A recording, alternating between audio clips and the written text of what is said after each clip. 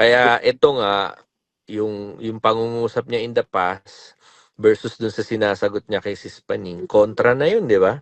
Yes. Na kung iisipin mo lang talaga, aalisin mo lang yung bias mo, makikita mo eh. Kaya nga sinasabi natin, hindi naman sa pagyayabang, wala sigurong possibility na talaga na haharapin niya yung issue na tinatanong ng mga lumabas. At ilan dyan sa mga lumabas dahil wala lang makuhang sagot. Kaya sila lumabas pero wala silang layunin na lumabas. Ay, kaya ganun yan, magpapatuloy na lang yan. At alam naman natin hindi naman mabubuwag yan. Magpapatuloy pa rin yan. Pero Yes. at least magkaroon tayo ng significant contribution na ang tao mag-isip-isip muna bago nila pasukin yung... Anyway, pwede naman silang makalabas eh. Kaya lang iniiwasan natin dyan. Sa paglabas nila, maranasan nila yung naranasan natin. Na pasasamain sila, pagsasalitaan ng kung ano-ano. Actually, Brad Ace, ang ginagawa na lang kasi ni Daniel Rason is spectacle. Bakit? Kagaya niyan, namigay daw siya ng pabahay. Sabi ko, paano kayo mamimigay ng pabahay? Mismong mga kasambahay ninyo. Biruin mo yung mga kasambahay ninyo. Hindi man lang pwedeng magbukas ng aircon. Hindi man lang po pwedeng. Tapos yung mga kwarto nila, dyan sa mga mansion ninyo, parang kwarto ng ng aso, mas maganda pa yung kwarto ng inyong mga alagang hayop kaysa sa mga aid ninyo, kaysa sa mga kasambahay ninyo. Hindi totoo yan. Biro mo, yung ang kapatid na kakilala mo, Brad Ace, biro mo, nagpagawa lang siya ng kwarto doon sa bahay ng kanyang kapatid. Tapos, noong nalaman ni Don Capulong, ang sabi niya, hoy, ikaw babae, umamin ka, magkano ang ninakaw mo? Kaya masakit na masakit yung kalooban ng kapatid. Alam mo, sabi niya sa akin, kinakamerahan ako noon, binibidyohan ako. Alam mo, hindi ako nagsalita, sabi niyang ganyan. Bakit di ka nagsalita? Kasi naalala ko nung ginanon ka. Natatandaan mo ba nung ginanon ka? Nung pinaghampas ka ni Kuya Don Capulong, sabi niyang ganyan. Pinaghambalos ka nung mabigat na unan. Tapos binibidyohan ka. Oo, sabi ko, tandang-tanda ko yon. Natulala nga ako, di ba, nakita mo, na tumingin nga ako kay Don Capulong, tsaka umano ako, yumukyok uli ako, kasi hindi ko lubos maisip na gaganunin ako, sabi kong ganyan. Ganon din yung ginawa ko. Noong ini-interrogate nila ako, pilit nila akong pinapaamin ng bagay na hindi ko naman ginawa. Natatandaan mo ba, sabing ganyan, nung nawawala yung singsing, kwintas, pulseras ni Kuya Don, na more than 15 million pesos yon kung pagsasama-samahin mo yon, or more than 30 million pesos pa nga yata. Biruin mo, kung talagang magnanakaw ako, sabi niyang ganyan, bakit ko pa isosoli yon? Bakit ko ibibigay? 2 linggo, 3 linggo na natin hinahanap, hindi natin makita. Nung maglalaba ako, naglinis ako ng kwarto nila, nakita ko sa isang pantalon yata or short na nakasuksok somewhere else, nandoon yung mga alahas na hinahanap natin. Kung talagang magnanakaw ako, sabi niyang ganyan, natatandaan mo ba yon, Badong? Sabi niyang ganyan. Di sana hindi ko na isinoli. Narinig ko yun eh. Sabi niya, tama naman ika si Robin Padilla. Kaya kami gumagawa para tularan nyo. So, yun yung sinabi sa akin ng worker kahapon. Sabi ko, okay yan, tol. Wala namang problema yan eh. Okay yan, para tularan. Ang tanong, nung gumawa ba ng kabutihan si Chris at mga himala, sinabi niya, tularan niyo ang aking ginawa. Ginagawa ko to para tularan ninyo. Meron nga, Brad Ace, merong video na nag-circulate sa social media. Sinabi ni ni Soriano sa pangangaral niya, nung nagpagaling ang Panginoong Jesucristo, sa mga pinagaling niya, humayo ka, huwag mong ipagsasabi. Bakit na balita? Kasi nga, because of their overwhelming feeling ng mga pinagaling ng Panginoong Jesucristo, pinamalita nila. Pero kung ang tatanungin mo ang Panginoong Jesucristo mismo, kaya nga niya sinabihan yung mga pinagaling niya, mayo ka, wag mong ipamamalita, wag mong ipagsasabi. Isang reason dyan na sinasabi rin ng mga apologists and scholars, kasi ayaw ni Kristo na doon masalig ang paniniwala ng tao. Exactly. Dahil gumawa lang siya ng himala, yun ang reason kung bakit maniniwala siya. At nakasulat naman yan, Tol. Naalala mo na nagpakain siya ng 5,000 tao. Sa pamamagitan ng ilang pirasong tinapay at isda.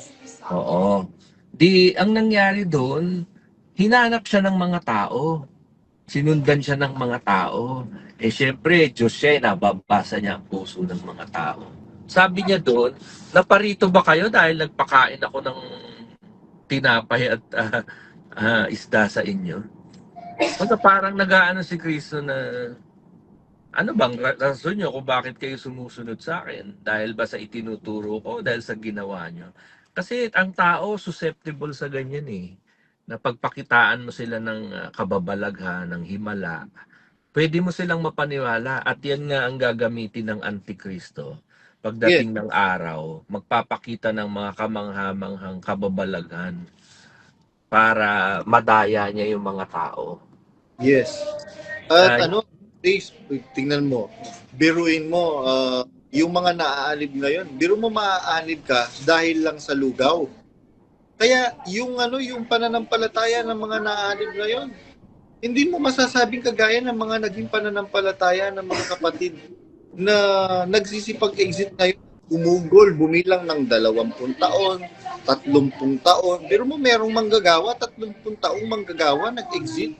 Biro mo masasabi mo bang tik-tik yun? Eto pa, di kausap ko nga yung worker, Sabi ko, Brad, kung gano'n, lagpas 1 oras na tayo nag-uusap. Wala akong ibang naririnig sa'yo, kundi dahil kay kapatid na Eli, si kapatid na Eli. Sabi ko gano'n, lagpas 1 oras na tayo nag-uusap. Hindi ko man narinig sa'yo na ang gumawa sa'yo niyan si Kristo Hindi lumabas sa bibig mo si Kristo. Alam mo, sagot niya sa akin? Sabi niya, matik na yan, Brad. Alam naman ng Diyos ang puso ko Sabi ko, yan ang ipinagtataka ko. Lalabas, hindi totoo yung kung maniniwala ako sa'yo, lalabas hindi totoo yung sinabi ni Kristo. Kasi ang sabi ni Kristo, sa kasaganaan ng puso, nagsasalita ang bibig. Malalaman mo kung ano ang sumasagana sa puso ng tao sa pamamagitan ng mga salitang lumalabas sa bibig. Lagpas ang oras na tayo nag-uusap, ang naririnig ko sa'yo, ang nangaral si kapatid na Eli, natutunan mo kay kapatid na Eli, kundi dahil kay Brad Eli, gawa ni Brad Eli, turo ni Brad Eli, aral ni Brad Eli. Puro Brad Eli, nasaan si Kristo, kako? Alam na ng Diyos ang puso ko, Brad. Sabi ko, yun na nga ang problema nagiging marginalized sa loob ng MCGI si Kristo at ang naitatanyag ang tao. Sabi niya na, Brad, hindi mo alam ang nasa puso ko. Sabi ko, pwede akong magkaroon ng idea kung anong nasa puso ko sa pamamagitan ng sumasagana sa bibig mo. Gusto makitang paniwalaan ka ako, pero parang hindi It's either ikaw ang nagsasabi ng totoo o sinungaling si Kristo, which is hindi mangyayari. Hayaang ang Diyos ay maging tapat sapagkat lahat ng tao ay sinungaling. Mas maniniwala na ako kay Kristo ako kaysa sa iyo. Correct. Kasi hindi natin masisisi yung mga kapatid regardless kung manggagawa yan o miyembro. Dahil kasi alam naman natin yan, pareho tayong manggagawa, brothers. Yun yung doon tayo pinalaki. Doon tayo we are trained to be like that. Na pagka meron tayong kay Eli, puro Brad Eli. Ngayon lang natin nare-realize, sinabi ni San Pablo yun Sinasabi ng iba, ako'y kay Cephas, ako kay Bakit nagkabahagi baga ang Kristo? Sinabi ko rin sa kanya at sabi ko, parang ganito, Brad, ka ako para maunawaan mo. Alam mo ba yung sinabi sa Biblia na ang nagpapahintulot sa kanyang anak na babae na mag-asawa, gumagawa ng mabuti. Ang Mhm. hindi nagpapahintulot sa kanyang anak na babae na mag-asawa, gumagawa ng lalong mabuti. Kung Mhm. papipiliin kita, ano mo, mabuti o lalong mabuti? Eh di sumagot siya, sabi niya, syempre yung lalong mabuti. Sabi Mhm. ko, tatanungin kita uli, ano ang mas mabuting sabihin? Natutunan mo yan kay Kristo o natutunan mo yan kay Brad Eli? Siyempre natutunan ko kay Kristo. Ay bakit hindi lumalabas sa bibig mo kako? Yan ang problema, di ba? Mhm. Kahit sabihin mo pa, mamutawi pa sa bibig mo, yan ang laman ng puso mo, hindi naman yan ang nakikita. Yan nga yung sinabi ni Santiago, ipakita nyo sa akin ang inyong pananampalataya na hiwalay sa kanyang mga gawa. At Mhm. ako, maipakita ko sa inyo ang aking pananampalataya sa pamamagitan ng aking gawa. At dadali na nila ang paliwanag dyan sa good work. Hindi, again, another pagpapaliwanag sa sinabi ni Santiago, taken out of context. Mhm. Hindi naman kasi yun ang basahin mo lang ng buo yung pinagmulan ng bersikulo na yun. Maiintindihan mo eh. Kung ano yung tinutukoy ni Santiago doon. Mhm. Yan ang problema. Pagka hindi maingat na itinuro yung mga talatang nababasa sa Biblia, pwede nang lagyan ng idea o ideology ng nangangaral sa relihiyon. Yes. Napakadelikado niyan. Lalo na yung ginagawa ngayon ni Daniel Rason. Pero tayo yung pinagbibintangan na binabantayan natin yung kanilang pagkakatipon. When in fact, si Daniel Rason naman ang nagbabatay sa atin, sa mga Exeter. Biro mo, biro mo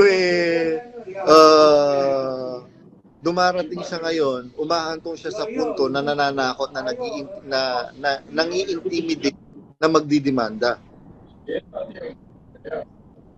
Sabi ko nga sa'yo, if he has any sound advisors around him, they would advise him not to. First of all, because it's going to open a can of worms for him. Yes. Kasi narinig kong sabi ng isang isang legal isang abogado na sabi niya, people like to think that their problems will be Nawala ka, naputol ka. opposite. It's just gonna Naputol, open can of naputol ka nasa dun sa people like to treat. people like to think that it would solve their problems by taking their issue sa court, sa hukuman. But in fact, it's the opposite. Kasi pagka nagsampa ka ng kaso, may kasabihan na people who comes to court must come to court with clean hands. Yes. Dapat pag nagsasakdal ka, siguraduhin mo ikaw walang maisasakdal sa'yo. Yun ang punto natin. Actually, sinabi niya rin yan eh. Parang hindi ko alam kung pagpapahanga ba yun or totoo sa puso niya. I'm not sure. Pero the thing is, kung naintindihan mo talaga yung ibig sabihin ng salita na yun, teka, nakahanda ka ba na mabuksan ang buhay mo? Kasi bubuksan lahat dyan. Lahat Yes. ng issue na gustong malaman ng mga lumabas dyan, financial record, paper trail ng pera, lahat. Kung nakahanda siya, kaya nga sabi ko any sound legal advisor would say, magkakaroon niya ng pagbabalance.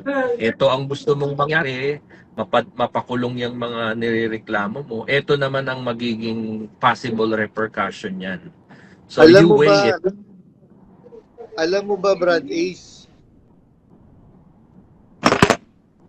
No, Brad Ace. Dinig kita. Oo. Dinig kita.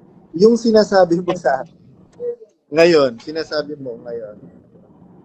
meron ako nakausap na lawyer. Dumadalo pa yung lawyer. Sabi niya, hindi naman ako Hindi naman ako tangay-tangay, sabi niya ganyan. Sa totoo lang, sabi niya ganyan, parang si Brad Daniel nawawala sa sarili. Actually, Dumadalo pa to lawyer, ah. Mm-mm.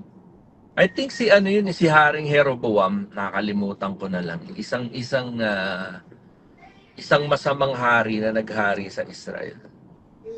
Diyan siya napahamak eh. Mhm. Kasi hindi siya nakinig sa sound advice ng mga advisor na nakapalibot sa kanya. Doon siya bumagsak at dahil sa kanya, nahati ang kanang Israel. Mhm. Nagkaroon ng Kingdom of Israel to the north at saka Kingdom of Judah to the south. Na Mhm. dahil sa kanya.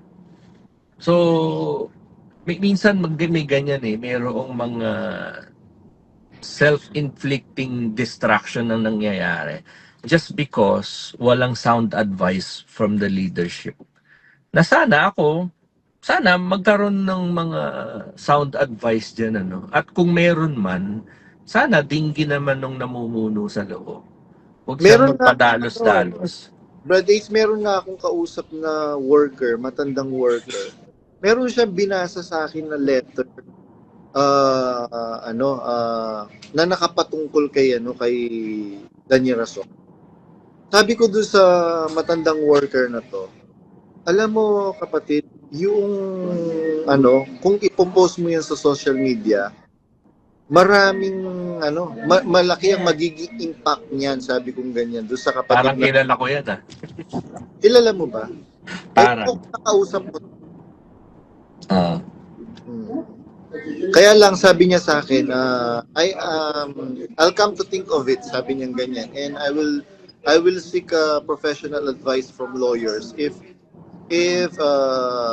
this letter would inflict something if I will post it on social media, in social media.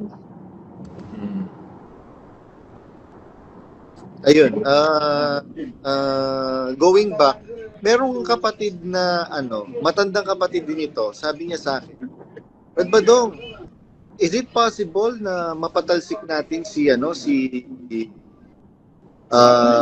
Daniel Rason, tapos maglagay tayo ng karapat-dapat na pwedeng mamuno sa iglesia? Sabi ko, ano po yan, hypothetical po yan, kasi yung pong iglesia, let us all admit the reality and the truth. Yung MCI, pag-aari yan ng pamilya Soriano at pamilya Rason. Hindi po yan pag-aari ng Diyos. Yun po yung katotohanan. Tapos, magtatayo ba kayo ng iglesia ni Brad Ace? Sabi ko, wala po tayong dapat itayo kasi wala naman po nag-ibang iglesia. Sino nagtanong sa'yo? Kapatid yon na sa isang bansa na hindi ko muna babanggitin. Ibibigay ko na lang sa yung screenshot. Tapos, sabi niya sa akin, sabi niya ganyan, naiintindihan kita. Masyado lang akong gusto kong makahiganti sa ginawa sa atin ni Daniel Rason. Sabi ko, wag kang gaganti. Ang Diyos ang gaganti. Yung sabi ng Biblia, huwag kayong gumanti. Higantihan. Akin ang paghihiganti. Kaya, tingnan ninyo, mga kapatid, Brad Ace, si Daniel Rason mismo ang sumitira sa sarili niya. Self-destructing yung ginagawa niya. Biro mo, nananahimik tayo, sasabihan tayong kampo ni Satanas. Ngayon, tatakutin pa tayo, i-intimidate pa tayo, ididimanda. Papakita natin sa korte yung mga ebidensya natin. Ito po, kagalang-galang na hukom. Kaya po kami nagsasalita sa social media na yan po ngayon ang batayan Daniel Rason, kaya kami dinimandang cyber libel, kaya kasi nagsasalita kami when in fact we are just ano ba tawag dito? Voicing out. Yes, voicing out. Kasi dahil po sinisira kami. Kaya totoo yun, yung sinabi mo kanina,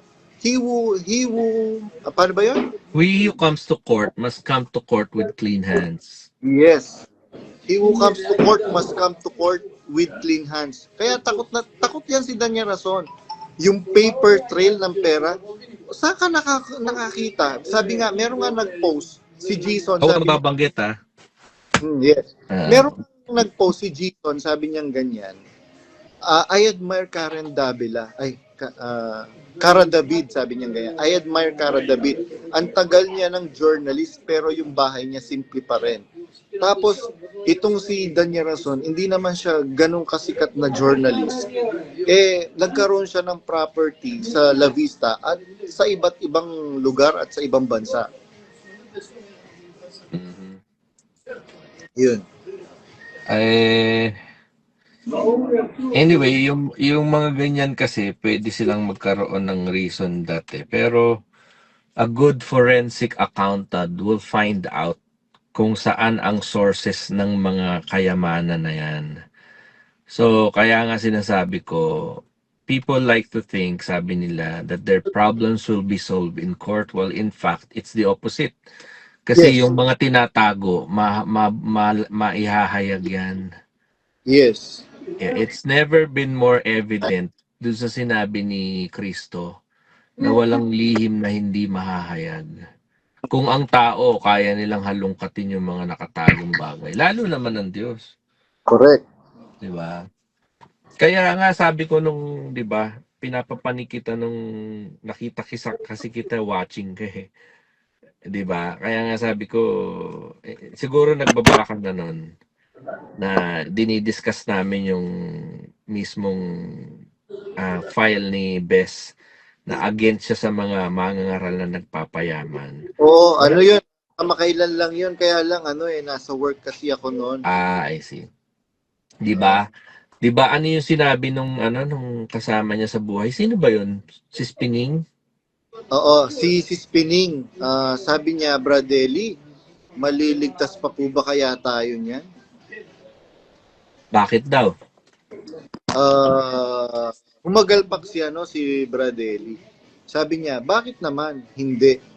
Sabi ni si Spining, hindi ba Bradley? Sabi ng Panginoong Jesucristo, Kapampangan nga ali kayo magtipong kayamanan king yato. Huwag kayo magtitipon ng kayamanan sa sanlibutan na jay sumisira ang tanga. Sabi ni Bradley, kung ikaw ang magulang, hindi mo ba gugustuhin na magkaroon at makatikim ng kaginawaan yung iyong anak? What more yung ating Ama sa Langit?